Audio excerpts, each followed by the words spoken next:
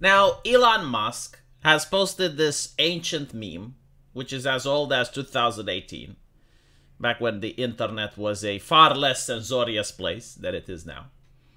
And as you can see, it shows the FBI statistics of crime that happens in America, and it's separated on race.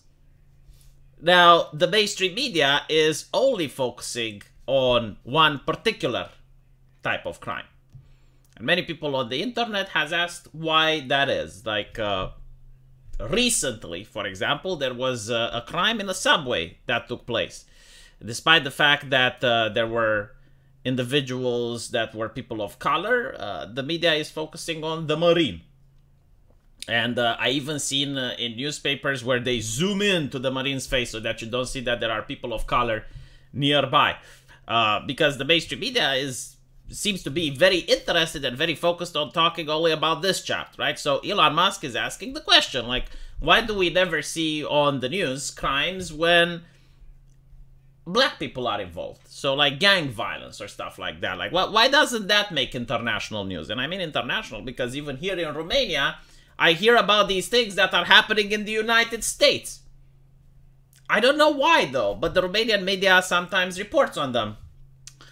And it is a question that I see a lot of progressives uncomfortable with answering, because the correct way, like the reason why many Democrats do so poorly in debates, like as we saw with the Democratic primary, which took place last time, is that they do not engage in debates.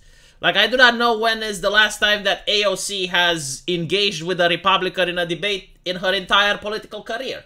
And unfortunately, that does not seem to be the exception. That seems to be the norm, because they do not have to debate. The correct way of debating is to shut down any type of questioning.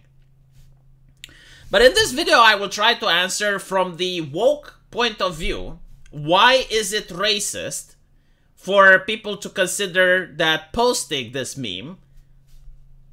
But for the subject of this video, I would like to explain why woke people believe it's racist to post this meme, to just post statistics, right? Like, why is it that if you just do this action, you are a racist individual? And I will use the response of a data scientist by the name of Karim Kar, which got 7.5 million views on their post. And they are tackling what Elon Musk said and trying to explain to the world exactly why pointing out this is racist. So if you do not know who this individual is, they are a student at Harvard, PhD in statistics, tweets about data science. So they say that this bar chart has attracted the attention of the richest man in the world. Let me walk you through how I would interpret it as a statistician and a human. This is very important. So throughout the history of Marxism, since Karl Marx up until today, the advantage that Marxism has is a very good PR. And they believe that the Marxist is the empathetic, the human, and everyone else that disagrees is not. I mean, that's so because they lack humanity. They are greedy, evil capitalists. So this is why Karim Kar, right, is saying that he can interpret it as a human as opposed to whom? Well, as opposed to Elon Musk, who is the richest man in the world.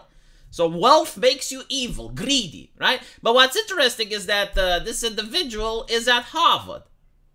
So being at Harvard already positions you in the top 5% echelon of humanity. But again, like, the Marxists do not want to help the poor. The Marxists are jealous on the rich. And who is rich? Well, people richer than them. In this case, Elon Musk, right? But if you zoom out and you look at this from the perspective of the average individual, Karim Kar must be a very wealthy person. Harvard, for fuck's sakes. But anyway, right, so what is their interpretation? Well, the woke view, which has the reason I bring Marxism is that the woke ideology is composed with Marxist ideology as well as postmodernist ideology. And the view is very stereotypical. Like, they literally put people in boxes because they believe they understand humanity perfectly. And this is where the identity politics stems from. It's like you're part of a tribe based on your identity. Like the way you're born in a box. And they think that they know the mysteries of the box in order to describe you as the individual. Because you're part of that box.